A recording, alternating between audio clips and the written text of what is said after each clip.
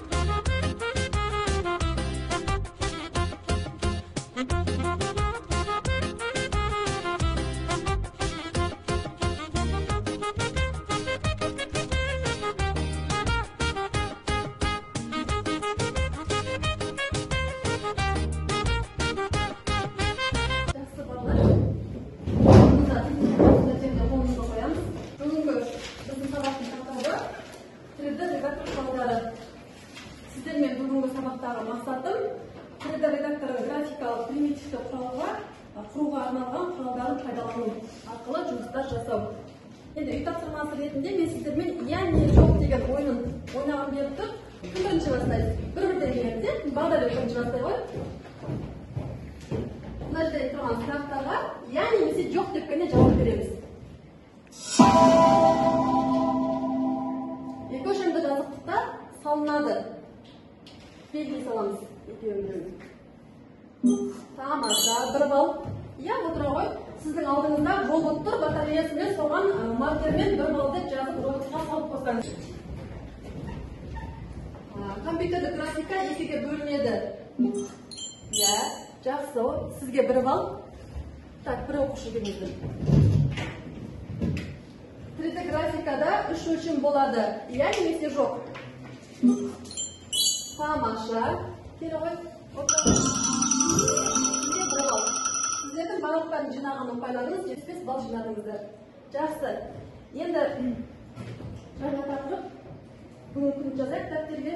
Бізде кітабымызды ашамыз. Кітабымызда тілдерді рақып құралдары деген тақырып бар. 51-ші бет. Енді сіздерге қазір тапсырма. Жалпы біз осы уақытқа дейін осы тілді редактор яғни программасын оқып жатырмыз. Бұл қандай программа еді? Есіңізге түсірейікші. Аты қандай программаның? SketchUp программасы. Бізде осы құралдардың барлығы үшке бөлінеді. Бұл сызу құралдары, модификациялау құралдары және редакторлардың басқа да құралдары бар екен. Видео бар.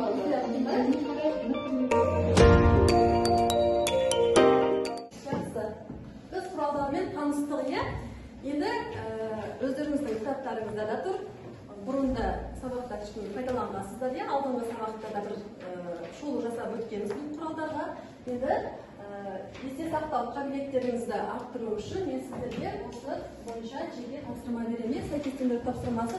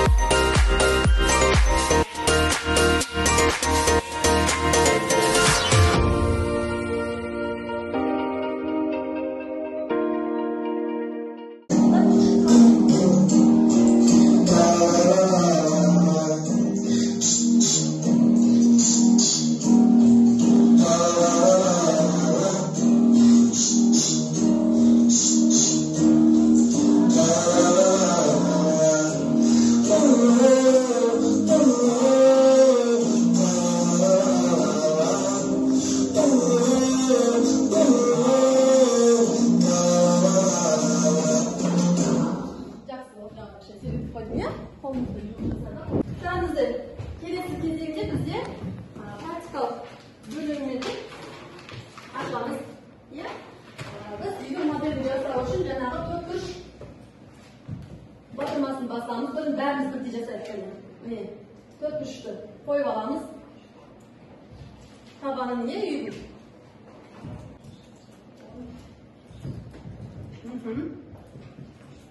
Үйдің табанын қойдық. Моделін жасаттыңыз ба? Жақсы. Енді жоғары көтеру батырмасыменен ана үйді қамырасын көтеріп алайық. Міне. Көтердік. Көтеріп аламыз. Моделін. Аха, жақсы.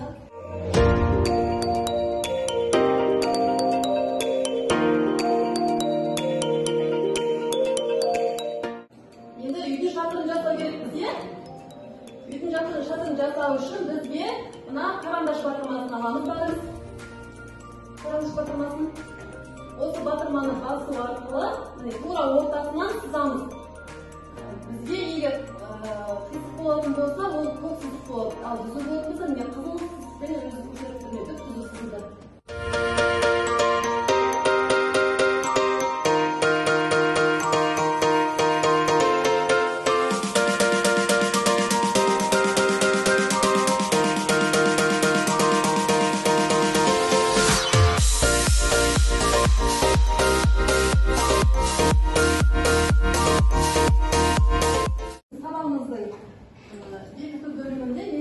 Бақа ойын арқылы осы сабақта немендерді де жалпы құралдарды жөнінде сұрақтарға тестте жауап берсе де келіңіздер бір-бірден келе қоймайсыз.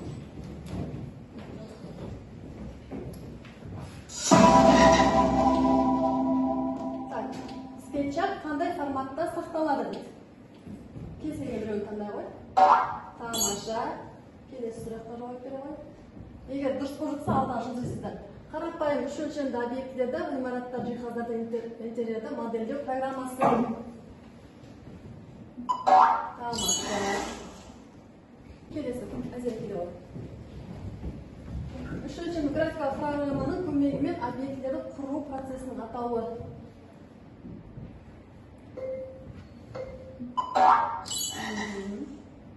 Келесі сұрақ сізге. Скетчап программасын алғаш қай жылы іске қосты? Ең алғаш қай жылы іске қосылды? Иә, роботыңа бір балл деп беруге ғой.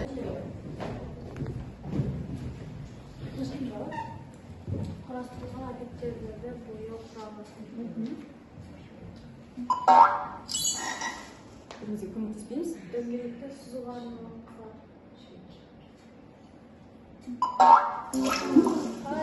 бір балл. Келе ғой, келесі. редакторлық құралының атауы.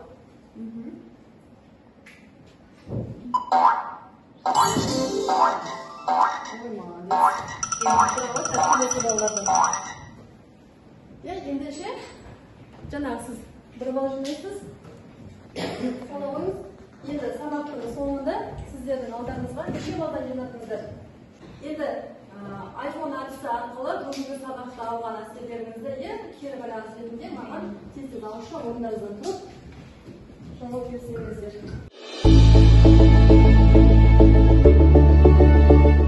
Бүгінгі сабақта мен скетчапты қалай қолдануға және де үйлерді баспалдақты қалай салуға болады, сол туралы білдім. Жақсы, тамаша. Келесі. Аида. Сабақта скетчап туралы білдім. Үйді баспалдақты қалай салуды, сосын ойында. Жақсы, тамаша. Мен бүгінгі сабақта скетчапты құралдарын таныстым. Тамаша. Бүгінгі сабақ өте қызықты және керемет. Рахмет. Мен бүгінгі сабақта үй салуды және баспалдақ салуды үйрендім. Жақсы. Мен бүгінгі сабақта баспалдақ салуды үйрендім. Жақсы. Бүгінгі сабақта скетч алып қолданбасын қолдануды үйрендім.